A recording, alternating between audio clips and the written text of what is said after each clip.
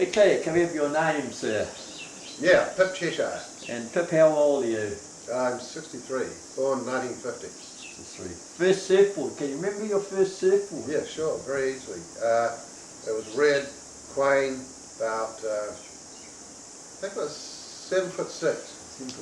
Yeah. And yeah, I remember Dennis made one for me. It was 6'4", but he thought it was too small to float anybody. I mean, I was only about 5 foot or something. Yeah. And so he wouldn't give it to me, and so I got a 7'6". Yeah. So what year was that when you were roughly early 60s? My first board would have been, I guess about 1960, 61. Yeah. But I'd been surfing for a couple of years before. A guy down the road had a plywood Quain. Yeah. And so I surfed on that. Yeah. I mean, I couldn't affect it. I was so small that you catch a wave and, you know, yeah. the board rode you, not the other way around. That's still a very small surfboard for a surfboard in those days, because a lot of them were quite big, weren't That's they? right. Yeah. Yeah, sure. Quite amazing. Yeah, most of them about 9'8" or something, but he had seen me on the wooden board and knew that I sort of half stood, half crouched. Yeah.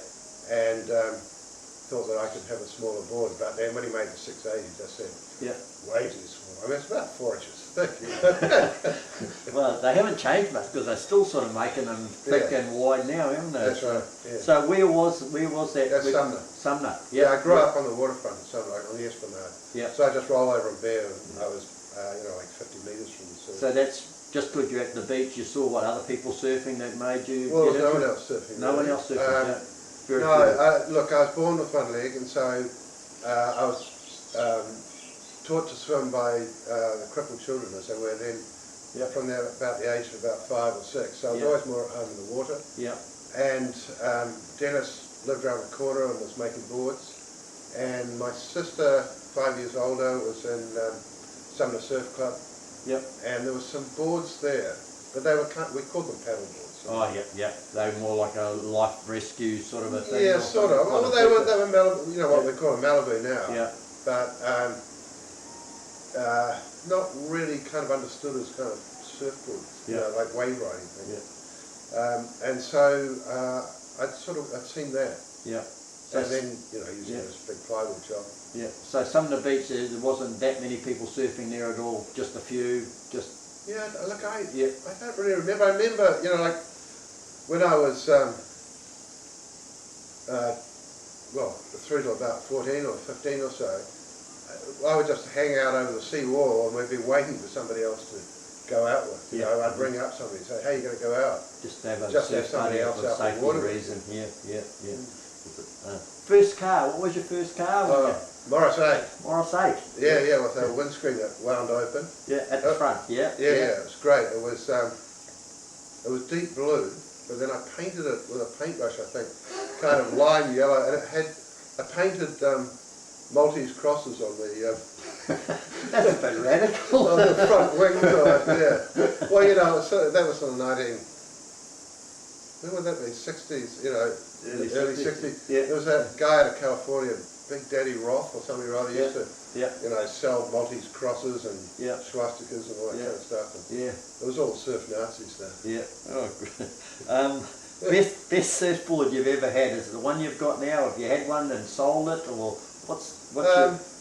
I think the board I've got now is a cracker. I mean, it's the only board I've ever had sort of made for a one-legged person. Yeah. And Tony Reid and I holed up and talked a lot, and then he drew a lot of lines, and we were trying to use CAD, you know, like CAD programs to generate the lines, but actually his eye and hand is way better. Yeah. And so he drew a lot of lines, and he'd seen me surf. Yeah. And we talked a lot about how it was that I surfed, and really that I couldn't move the weight around on the board. And then they were shipped off down to Biggie in Taranaki, and he made the board. So that's the first one for that. I don't know that it's the best board I've ever had, because I mean the reality is I'm a bit sort of old and blobby, and so it compensates for that by having a fair bit of meat and so on. Yeah, good. Now anyone seeing you out there surfing would just think you're just a normal surfer having a go. So, I guess, yeah. You got a few ladies out there today? Yeah, there was another guy, getting all the better ones. No. He's a little bit older, but he's got a lot bigger board. Yeah, I was a bit undergunned today, I think. Did you belong to any surf clubs or anything like that? I belong to Sumner Surf Life Saving. Yes. But they made a kind of cull, you know, about 1964, 3, 4, something like that. And they kind of made a cull. They just got rid of all the guys that were surfing. You really had to make a call. Oh yeah, you got to be a clubby or you're a lifesaver. You know? Can't be both. Yep. And I was never much of a clubby anyway, because Sumner's very shelving beach. Yeah. And you have to wade, and like, you know, I have to leave my leg on the water's edge and then hop, and I can swim strongly, but the first 100 metres is a bit ruthless. Yeah, yeah. So I did a wee bit in a canoe. Yeah. A couple of races in that, but not really. And then I was just thinking about before I was I think I was the president or chairman of the Breakwater Board Riders Club. Oh, neat. Yeah, yeah. But it was a bit moribund by then. Yeah. I mean, you know, in the 1960s, the idea of clubs just was in a lot anyway. Yeah, and a lot of people didn't like the club scene. That's right. And it's a bit like today. It hasn't changed. You always get the free surfers that just want to do what That's they right. want to do. Yeah, we had some competitions. I remember judging the Canterbury Champs, I think. And what's his name? Alan Byrne? Yeah, yes, Alan Byrne. Yeah. Yeah, he was in it. It was spectacular. You know, he just came out of nowhere and just was a power of 10 better than anybody else. Yeah, great surfer. Yeah. Now we were talking out in the water for some reason. I don't know why we got around to this, but wetsuit. And you were telling me a little story about your first wetsuit. Oh, yeah. Somebody sent Snowy McAllister an article about me. You know, when I was about 14, 15, sort of page 6 sob story. You know, the brave one-legged surfer. And somebody sent it to Snowy, and he'd won the Australian Open in 1927 or something. And it was very lovely. He wrote to me, and we wrote backwards and forwards for a number of years. And when I wanted a wetsuit, he organised for Nat Young, who was doing a promotional tour, to drop it off. I didn't actually meet him. I think he shoved it in the letterbox. But you know, that's like close to fame as I got. You should have got him to sign your wetsuit or something. You probably would have if you hadn't met him. Yeah. But then when I went to Australia when I was about 18, 19 or something like that. Yeah. Snow met me at the airport and took me straight to Narrabeen. Yeah.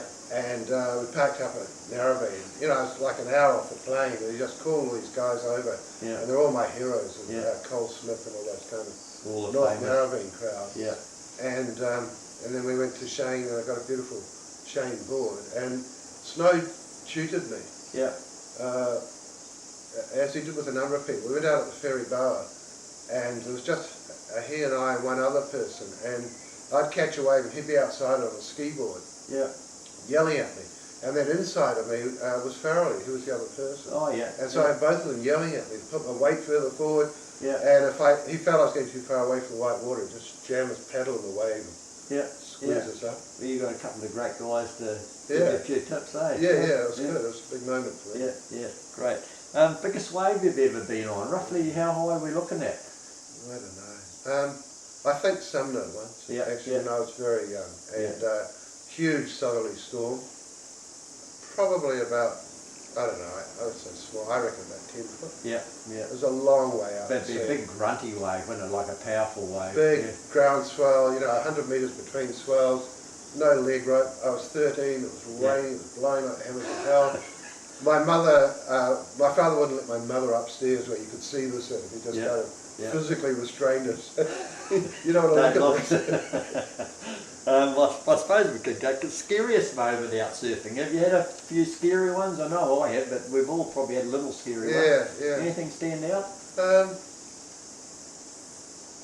Well, I suppose the islands scare the hell out of you. You know, first time you catch a bloody reef wave is staggering, I reckon. The first reef wave I ever caught was at ET's in Tonga, and that was about 6 foot, really decent 6 foot. And I was just plummeting down the face of that and having that clear water, not really knowing where the surface of the water was. Yeah. And I remember just my toes just gripping, that wax thing. Christ. Did you see the coral down there too? The fish fizzing around and stuff. And at ET's is a long way out to sea. There's nothing. So whereabouts have you surfed? Quite a few places all around the world? No, not many. I surfed. around, mainly around Sydney and wee bit into Queensland when I was about 18 or so. Tonga, Fiji, Vanuatu, Costa Rica, California. You have been around, Have you surfed the famous breaks in California or? Malibu. Malibu? Had a great. Tell me about Malibu. Was it crowded when you were there or? Oh, it was fantastic. It was a Saturday morning, late winter, coming out the spring, and I was sort of shaking with adrenaline really. This was only about 10 years ago, I guess. I was there judging a competition, architecture competition. Yes. And so I went up there Saturday morning. I got changed in the car park with a guy, paddled out with a guy, and it was a lot. I mean, it was crowded. Yes, I think it always is, isn't it? Yeah. I took off on a wave, and I was the first onto it. And when I took off, this old guy dropped in. I mean, he was really old. He had a big, floppy Richard Hadley hat, huge great board, did a massive bloody bottom turn to try and throw me off, I think. And I just went flying up behind him, and I yelled at him, fuck off, and dropped down. He did another turn, and that went on about 3 times. In the end, I yelled. I said, look, I've come 12,000 miles for this wave, and just about let me have one. I just about took his head off coming off the top, and eventually got off. And then when I was paddling out, the guy that I'd met in the car park came up to me and said, probably shouldn't have done that, you know, he's been surfing here 70 years, you know. But we've never seen anybody with one leg before, so you can have one wave. And the next set that came through, just about everybody backed off and pulled me onto the wave. One wave. Great. And from then on I was dropped in, on, thrown off, pushed. You can see why some of those surfers in those situations, they've got to be so good to get a wave and get respect. And, that was staggering. I mean, you see guys on moth-eating boards just with 10 toes over, and they're going 50 metres like that. Amazing. Phenomenal. And guys also that would surf only at night, I met. Oh, by the light of the pier. They said I haven't surfed daylight Malibu in 5 years. They just have it to themselves a bit more, not so crowded. Amazing stuff. And it's a spectacular wave. It's a funny wave. Have you surfed it? No. It's a very funny wave. You can see why it suits longboards. It's it's got a lot of push from the bottom of the wave up that just lifts you up. I've seen a lot of videos, and what's blown me away about Malibu is some of the women surfers there. You're just on the nose and back on the nose. Just brilliant to watch. Well, and it doesn't suit shortboard so well. So surf heroes, when you were a young fella, who did you want to surf like, or who did you sort of look up to? Was it the local Christchurch guys or the stuff you saw in the magazines? The magazines seem to be another world really, Laurie. So there were kind of classic images, you know, there was the Phil Edwards drop knee turn, you know, the photograph of that, you know. Everyone tried to copy it. That's right, and there was Greg Knoll, you know, standing on the beach with massive banzai. I mean, they were sort of superheroes. And then there was that world champion, that young kind of cleaned up in San Diego. So they were kind of big names, I suppose, and Farrelly, I suppose. Because I sort of met him and stuff. But the local guys were sort of the guys who kept competing. And you wanted to be better than more, just. There was a guy called Rod Fawcett who was a really good surfer. Incredibly, he went to that San Diego Champs. About 16 or something like that. So he was bloody good. So you're trying to measure off people like that. Probably the guys that just surf around. What sort of music were you listening to when you first? What did you have cranked up? Did you have a radio in that first car? You probably did. A radio and a Morris 8. You didn't have the record player on the back seat, or? No, I had a transistor radio, and I had some industrial headphones, and I planted a 2-inch speaker in one headphone. Probably why I'm sort of deaf.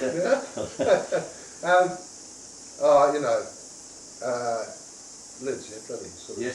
That'd be cranked up. Standard full volume noise. I remember surfing at Taylor's Mistake once, and some guys had an apartment. They rented a batch on the side of the bay, and they had massive speakers, and they would play a lot of.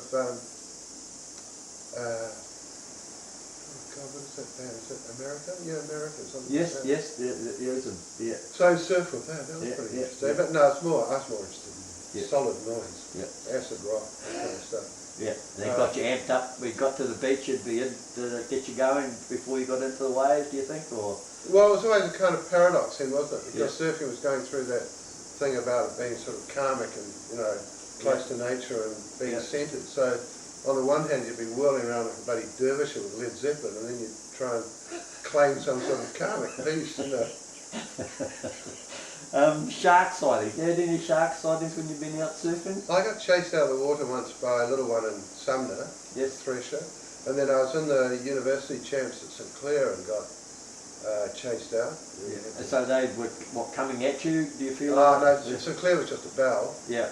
You know, and everyone cleared out. Yeah, Sumner I saw the fin coming straight at me. Yeah. But at Ding Bay, you know, just by Langs. Yes. We were just going for a swim there once, and a shark just leapt out of the water. Yeah, true. Yeah. But no, that's as close I've got, touch wood. Yeah. I did once go to a beach called Midway, I think we called it. It was, it's nowhere, North Canterbury. You've got to go through farmlands and stuff like that. And surfed that all day, and then at the end of the day, as we walked up and the sun was a different angle, just see the whole bay was just full of brown shadows moving around. Bronze whales probably or something like that. Don't know what they were. There were seals around there as well. In fact, that's the thing that worries most people is that they're looking for seals and yeah. When was that New Year's Boxing Day earthquake? Was that 2 years ago? 3 years ago? Three. Yeah, I was surfing at Hickory Bay and Banks Peninsula, and there were seals there. They were banging the board. Yeah. I found them more unnerving. Yeah. Well, they do chase you on surfer, don't they? Yeah, they grumpy. Surf accidents. Surf accidents. You had any surf accidents, or you've been one of the lucky ones?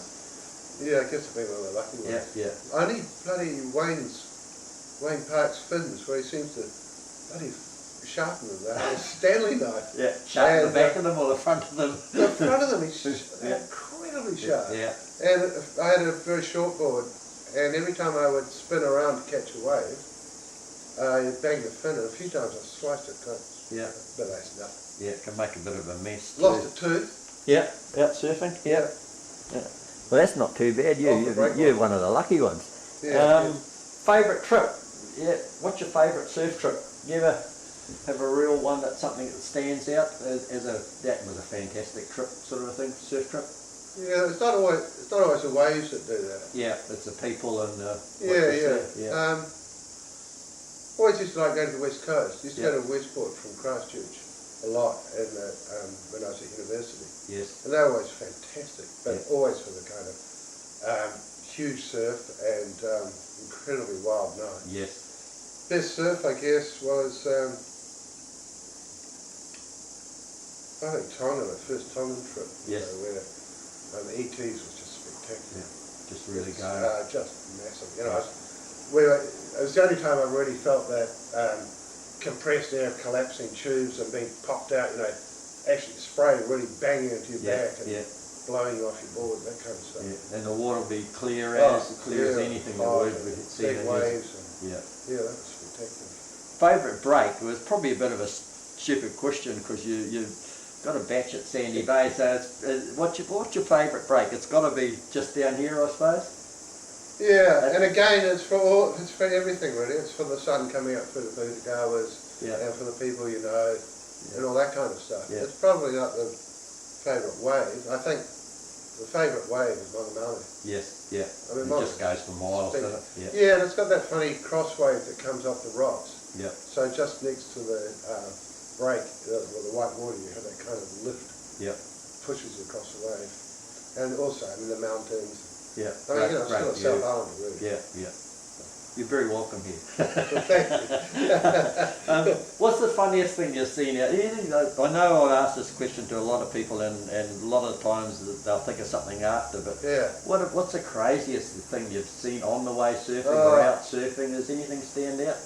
Oh, well, I think one time I was in LA, and it was the school holidays, the July break. Yes. And I was surfing at Manhattan, I think it was. And the whole thing is sort of bizarre there, because you park in the suburban street, basically. You have to fill the parking meter up with dimes and nickels, whatever they are. And huge, great beach, and the beach is full of people playing volleyball and, there's kind of... showing off their bodies and all that sort of all that madness. And then out in the water, there was just lunacy. And eventually some guy, I was talking to a French guy. We were both looking at this sort of madness, and eventually a guy paddled over with a face mask and a snorkel on a surfboard, and I just thought, this has gone too far. Just madness. Or a full zoo, you know. And was he surfing like that? Yeah. Yeah. Okay. Didn't like salt water in his eyes or something? No idea. But I just paddled in. I thought, California is corrupt. I'm in Sodom and Gomorrah, and I just walked up the beach, got into the car, shoved the board in the car, and I just drove east. And I ended up in Las Vegas. I still had kind of matted hair and surfboard in the car, trying to book it at the one of those flash hotels. Oh dear. Yeah. That's got to be about upsetting coming across from it. What do you think you get out of surfing? I've asked this question a lot, and I don't know. I know you're an architect and you've probably got a big business going, but do you find you get out surfing that everything that you're worrying about is gone? I think there is a value in doing something which is kind of immediate. Like everything I do in architecture, you have to kind of think about consequences. Yes. So everything is sort of planned, and you're thinking about consequences maybe a year or a decade out. But in surfing, it's utterly instinctive. You know, if you catch a wave, then you're not thinking about how you're paddling and how you're going to stand up. You just go and do it. Yeah. So I think that's really. And do you find that does it relax you from work? Like a bit of a stress relief thing, or not really? It is. Yeah, it's great. Yeah. And it also keeps you alive. Yeah. Increasingly, I do it for cardiac breathing. Yeah. Just to keep going. But I got quite a good little wave down there, and it makes you feel like you're about 16 or something. Yeah, well that's right. Is that how you feel too? Yeah, well, every now and then I think I'm beyond it, I'm past it, I can't do it anymore, and then you catch one wave and you go, I can do it. Yeah. I'm still here. Now, you've got some children, do they surf or? Got 3. Yes. Got Nat, who's I work with, and he's a very good surfer, and probably not quite as manically committed as I am, but he's very good and ridden much bigger waves than me, and frigates and huge surf. Finn, who he only surfs in the tropics. Last time we went surfing was in Liberia, apparently. And Hal, who we had a really good surf in Hātāwhā, but Hal had a hangover and got seasick and had to come ashore. So, I don't know, I'm sort of the manic one, I think, of the family. What do you think about the young guys now that we see on TV and the magazines that are just throwing their balls all over the place? Do you enjoy that? Not really. No. I'm astounded at the kind of ability and the athleticism. Yeah. But it's not something I admire. I mean, it's not surfing for me, and I suppose I just feel that the surfing I think about and most care about is that kind of isolated stuff, where you're kind of looking for somebody to go with, and there's no one else in the water, or very few people, and it's all to do with responding to the wave a wee bit more rather than sort of prevailing over it. So you were probably a bit like us Northlanders. We'd drive for miles just trying to find new beaches. Did you do that in the South Island? Banks Peninsula was the place that I would go to, and there's a lot of bays, and they're quite hard to get out. Very close to Christchurch, only like 50 miles or so. But steep up and over the Banks Peninsula. So I surfed a lot at beaches, and you think you're the first person, the only person ever to surf it, and then just gradually you find out by talking to somebody else that they'd gone there every other weekend that you went there, and they thought they were the only one as far. Yeah, we're a bit the same, I think, and you probably found the odd spot where you'd call it Spot X or something like that, and not let anyone know that there was a good surf. Half the people knew anyway, but try and keep it to yourself. Anything else you'd like to add about your surfing? That I'm sort of running out of questions. But that's.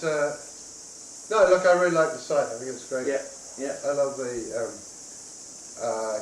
collecting of those kind of personal history is really important. I'm very grateful for it, really. I'm grateful for people like Dennis Quain, who was really supportive. And pioneers of New Zealand surfing, those guys, weren't they? All that stuff is playing around fiberglass and so on Yeah. at the very beginnings. My legs were made out of fiberglass, so they were about the first use of it. Yeah. And so there was some sort of overlap between that and teaching Dennis how to use it.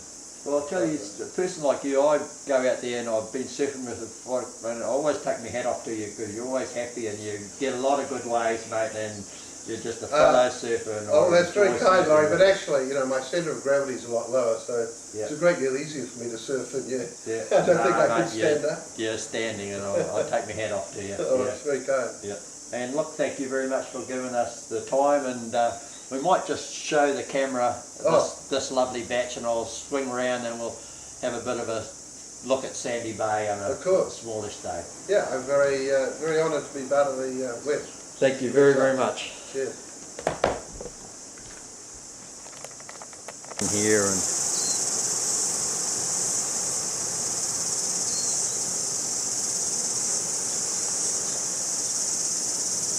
people that know Sandy Bay will know Wananeki's way over that way. Beautiful wave over there, and that's Sandy Bay today, and we've got a little wave down there. We'll try and get some of the surfers. It's quite crowded today for Sandy Bay. This morning there was probably about 30 people in the water at 7. But little wave down there.